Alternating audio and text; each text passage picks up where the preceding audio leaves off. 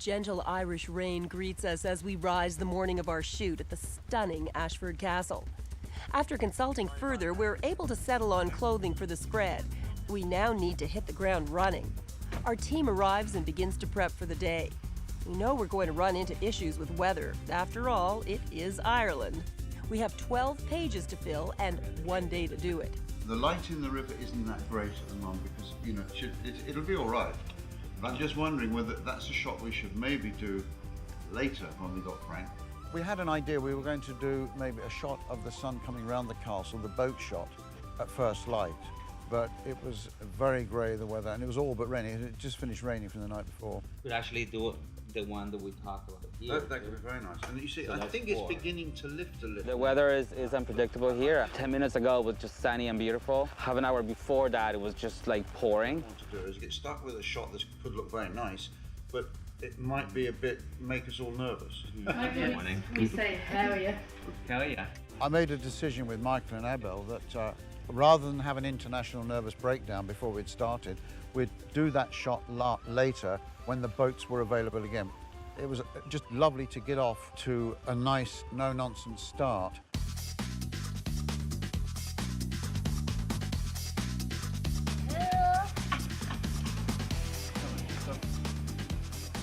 There is an extraordinary amount of talent in this country in many different ways, and I think we did really manage to capture the best of the best, like the wonderful Mike Bunn. The eye that he has, it's dateless.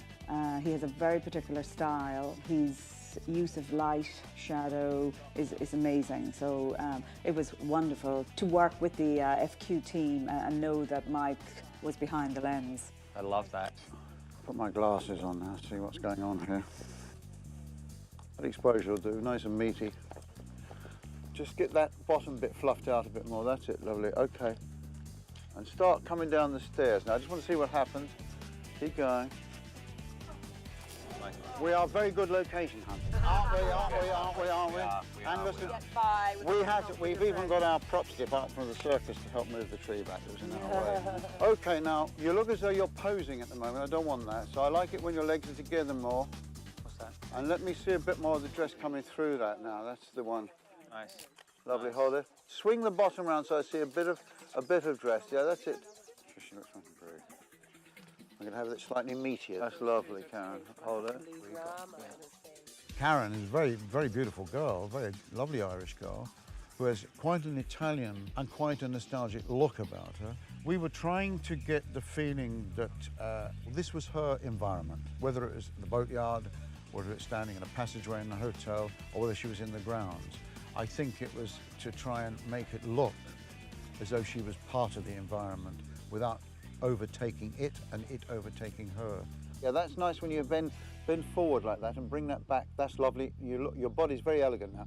Just bring that left arm back. I think we got this. Great. Yeah. Great. And why are we all in black? Because we're in fashion. Is that it? Yes. Black, black is the color of my true love's hair. We have our first shoot in the can, and this is a good sign, as photographer Mike Bunn tries to run a fun set. So hopefully the rest of the day goes this smoothly.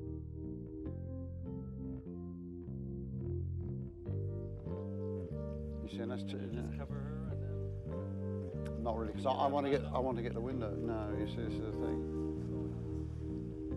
It's not too often that sunlight in Ireland poses a problem, but it's beginning to turn our autumn shoot into summer. Mike does his best to capture the shot we need. How long have we got this no sun for? A bit. Just relax your hands, Karen. I need to get a reading with that light. Quick. Yeah. I think we've got a minute before the sun comes out. I'll tell you what, I'm going to compromise for a minute. If you can pull that back as far as it will go and still cover Karen. Lovely, hold it there. It's too hot and cold at the moment. I'll go for this and chance my arm on it. Lovely, hold it there. It's lovely.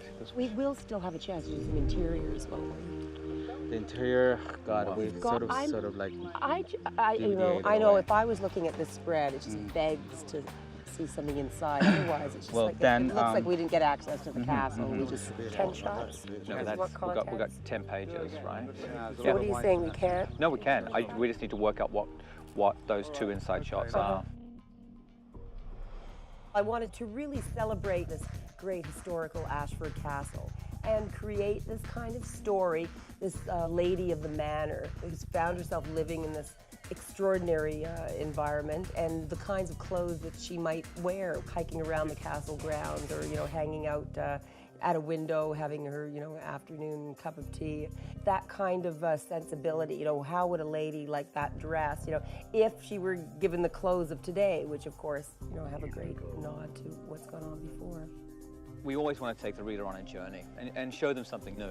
So in this case, it's this beautiful woman dressed in beautiful clothes exploring this beautiful castle. But we're also introducing them to some new designers. So for us, it's it's not just taking you to the castle, it's introducing you to some Irish talent. And Louise and 3 or 4 of the other designers are featured quite heavily in this story. Jeanne, just come and have a look at what she's done with the makeup. It's really quite nice.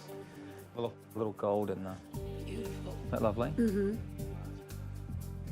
That's so sweet. We're gonna eat and... Designers have such respect for what's gone on before them, that they're very adamant about looking back and finding out just how things were, the way things were, why things were the way they were, and then putting their own unique spin on them and catapulting them into the future. That's what we see, with fashion. It's always about, looking to the future for sure, but with a nod to the past. What's that? Just for variety, did you want to do a couple of shots of that fabulous fur piece? You don't mind, I mean, if you think you've got it without it, it's really a great piece. I like that. That love that. Forward it back into the 20s. The Bugatti is outside. The Bugatti Royale. The Bugatti Royale, chin up look. I think when a garment is very well made, you can photograph it very simply.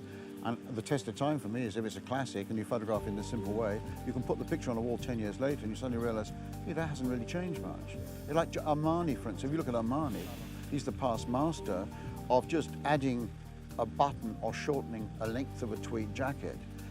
Fashion, for fashion's sake, it's just going to, be totally forward with no consideration to what's gone on before is rubbish. I mean, it really doesn't make sense, And in the same way, no designer in his or her right mind is going to want to repeat what's already gone down. What I like about Louise is that she's never been sidetracked by sort of vanity. Her style of fashion is classical, it's very fine tailoring, very fine fabric. It's basically designed for women, not girls.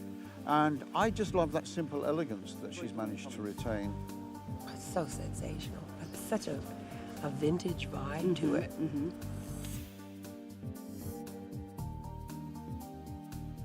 Just lots of attitude. She owns the place about it. This particular setup sounded like a good idea at the time, but now we're all a little concerned if this shot is truly showing the beauty of Louise's coat.